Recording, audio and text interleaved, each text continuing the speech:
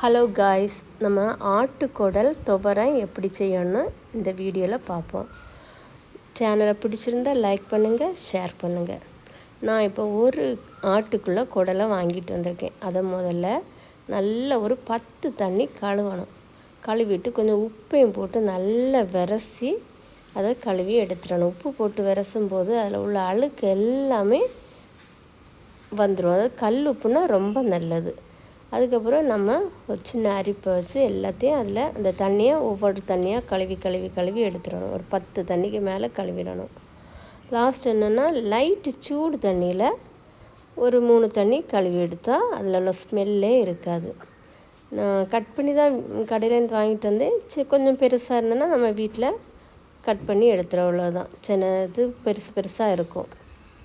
இந்த அளவுக்கு எடுக்கணும். இதே மாதிரி குக்கரில் வச்சு நம்ம மூடி வச்சு ஒரு 10 விசில் விட்டு எடுத்துடணும். இதில் நம்ம குக்கரில் வைக்கும்போது தண்ணியை விடக்கூடாது. வேறு இந்த குடலை நல்லா பிழிஞ்சு அதுக்கு 10 விசில் விடணும். அதில் தண்ணி திருப்பியும் ஊறி தான் நிற்கும். அதனால் நம்ம தண்ணியை விடக்கூடாது. இதுக்கு 2-3 பல் பூடு, ஒரு ஸ்பூன் சீரகம், 3 பச்சை மிளகா, கொஞ்சோண்டு தேங்காய், இவ்வளவும் அவியலுக்கு நம்ம எப்படி அரைப்போமோ அதே மாதிரி ஒரே ஒரு அரைப்பு தான் அரைக்கணும். அதுக்கப்புறம் நம்ம ஒரு சின்ன சட்டியில் கொஞ்சோண்டு தேங்காய் எண்ணெய், அப்புறம் சின்ன உள்ளி கொஞ்சம், அது பிறகு வத்தல், அப்புறம் கறிவேப்பிலையும் போட்டு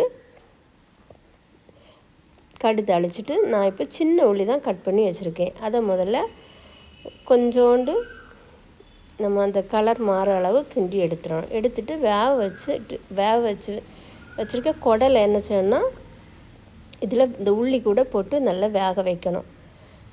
திருப்பியும் சொல்கிறேன், குக்கரில் வேக வைக்கும்போது தண்ணி விடக்கூடாது. இதிலே நிறைய தண்ணி இருக்கும்.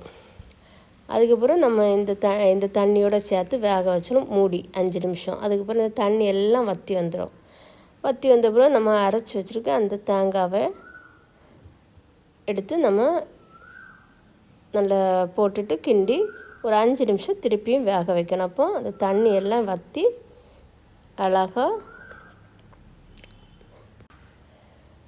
அழகான குடல் பொரியல் நமக்கு கிடச்சிரும். எனக்கு மஞ்சள் கொஞ்சம் குறைவாக இருந்து, அதனால் கொஞ்சம் மஞ்சளையும் போட்டேன். முதலையும் போட்டேன், ஆனால் கலர் வராதனால லாஸ்ட்லேயும் கொஞ்சம் மஞ்சள் பொடியும் போட்டு தண்ணி எல்லாம் வற்ற அளவுக்கு ஒரு 5 நிமிஷம் மூடி வச்சு அதுக்கப்புறம் கறிவேப்பிலையும் மல்லிக்கீரையும் போட்டு நம்ம ஒரு கிண்டி எடுத்தால் குடல் துவரை ரெடி.